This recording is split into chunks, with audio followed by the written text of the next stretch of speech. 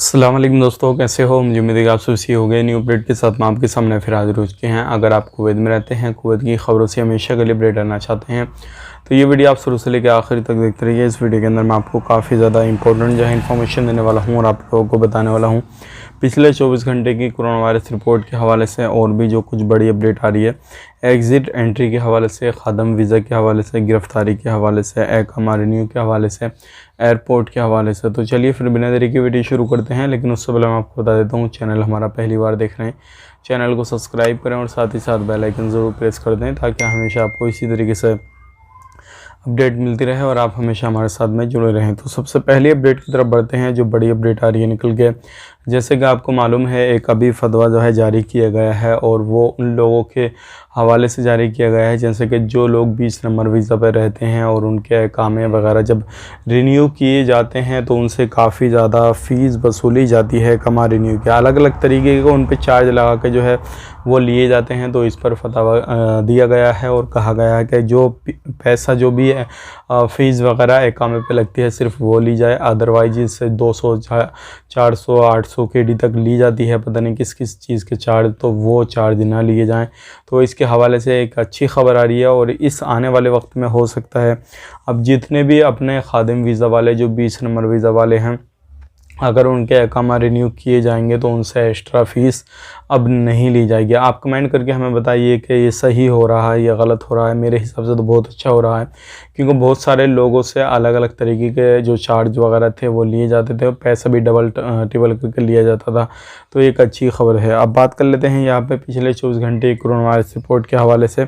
2461 की टोटल मौत हो चुकी है। 24 घंटे के अंदर किसी भी बंदे की मौत नहीं हुई है, अल्हम्दुलिल्लाह। अब सबसे ज़्यादा अभी तक के जो केसेस हैं, सबसे ज़्यादा कोरोना वायरस के वो कम आए हैं, 12, ओनली 12 केसेस आए हैं कोरोना वायरस के। टोटल केसेस की बात करें 4,12,653 की। और अभी बात करते हैं रिकवरी की, 34 रिकवरी हुई हैं, टोटल रिकवरी हो चुकी हैं 4,09,826 की। 15,337 जो है वो टेस्टिंग हुई है और टोटल टेस्टिंग की बात करें 48,04,194। ICU में अभी 6 केसेस हैं और अभी भी जो एक्टिव केस हैं वो 366 हैं।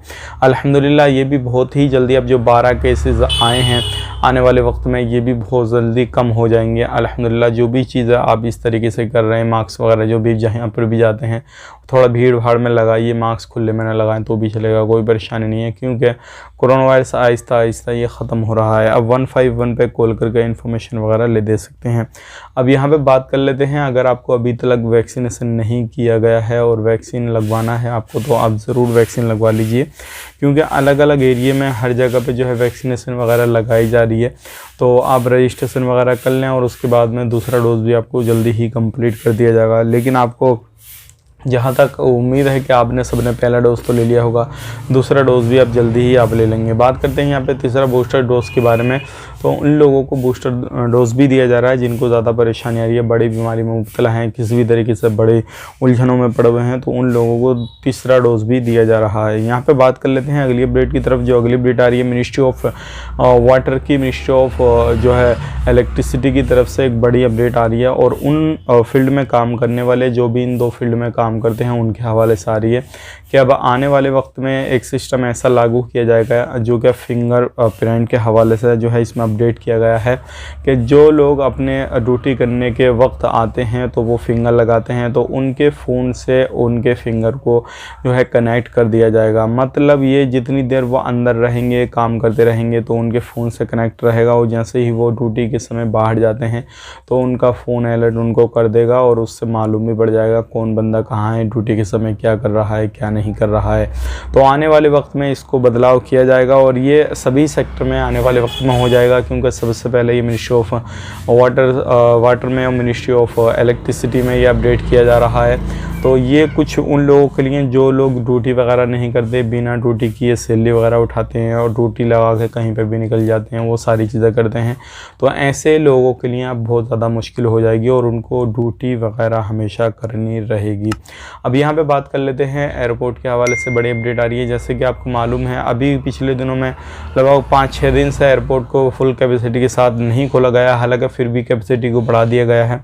तो 5 दिन के अंदर 65,000 से ज़्यादा लोगों ने आवाजाही करी है, जिसमें कि लोग आए भी हैं, गए भी हैं और कुछ जो लोग हैं ऐसे भी हैं जिनको नए यात्री सफ़र करना चाहते हैं, नए वीज़ा वाले, तो उनके हवाले से भी बहुत सारे लोग हमसे पूछ रहे हैं कि हम जा सकते हैं नहीं जा सकते हैं, क्योंकि अभी जो है पैसेंजर काफ़ी ज़्यादा जा रहे हैं। तो देखिए, मैं आपको बताना चाहूँगा, आने जाने में सभी लोग हैं, ना कि इसमें छुट्टी वाले हैं या कोई दूसरे वाले हैं। तो अल्हम्दुलिल्लाह आने वाले वक्त में DGCA की तरफ से अपडेट ये दिया गया है, इसमें नया क्या, अब जैसे ही ज़रूरत पड़ेगी हमें, जिस कंट्री के लिए ज़्यादा बंदों की ज़रूरत पड़ेगी कि वो यहाँ से ज़्यादा जल्दी फ़्लाइट को खोलना चाहिए या वहाँ से थोड़ा देरी करना चाहिए या फिर उस कंट्री से फ़्लाइट ज़्यादा चलानी चाहिए, तो हम उस कंट्री के हिसाब से जो है फ़्लाइट को ओपन करेंगे और उसी कंट्री के हिसाब से फ़्लाइट को चलाते रहेंगे। अब अल्हम्दुलिल्लाह क्योंकि कोरोना वायरस के केसेस जो है वो कुवैत के अंदर काफ़ी ज़्यादा जो है वो कम हो चुके हैं, जैसे कि मैंने आपको शुरू में ही बताया था।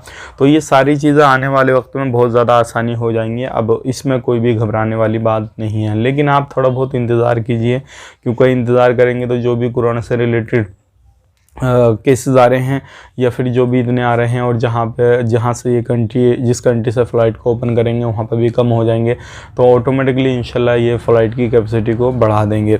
अब यहाँ पे बात कर लेते हैं, बहुत सारे लोग जो है हमसे पूछ रहे हैं कि अभी हमारी मौसम की वजह से तबीयत ख़राब चल रही है, क्या इस टाइम पर हम सफ़र कर सकते हैं या नहीं कर सकते हैं। तो देखिए भाई, मैं आपको बताना चाहूँगा, तबीयत तो ख़राब इस टाइम सभी की चल रही है, लेकिन आपके लिए इस टाइम पर सफ़र करना थोड़ा मुश्किल रहेगा, क्योंकि बीच में आपकी तबीयत ख़राब हो गई, सफ़र करते समय घर से बाहर निकले ठीक थे, लेकिन आपकी बीच में तबीयत ख़राब हो गई मौसम की वजह से, और आप एयरपोर्ट पे पहुंचे, उस टाइम पे नज़ला, जुकाम, खांसी वगैरह हो गई, तो भी आपको परेशानी आ सकती है, या फिर आप फ्लाइट में बैठे तब हो गई तो भी परेशानी आ सकती है।